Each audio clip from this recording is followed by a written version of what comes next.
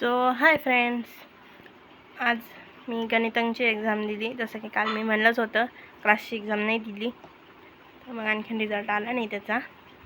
मी मॅथचं केलं, फिजिक्सचं काहीच नाही केलं. केमिस्ट्रीचं अमाइन पॉलिमर ग्रीन केमिस्ट्रीचं सगळे क्वेश्चन PYQ सॉल्व केले या 4 चॅप्टरचे.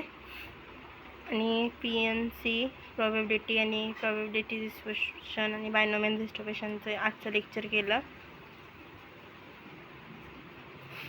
आणि माझं पूर्ण केमिस्ट्री कंप्लीट झालं आहे, म्हणजे पूर्णच्या पूर्ण एक पण टॉपिक राहिला नाही आहे.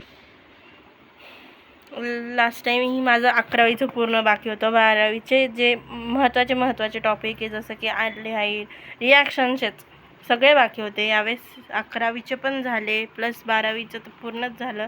फक्त आता टार्गेटमध्ये रिॲक्शनचे क्वेश्चन आहेत काहीतरी 200, ते झालं की मग पूर्ण केमिस्ट्री पूर्णच्या पूर्ण कंप्लीट होऊन जाईल. तर ते रिॲक्शनचे तेवढंच बाकी आहे, बाकी सगळं झालं. केमिस्ट्री कंप्लीट आहे. फक्त आता 10 तारखेला रिवाईज करायचं. पूर्ण केमिस्ट्री रिव्हिजन तर करावंच लागेल.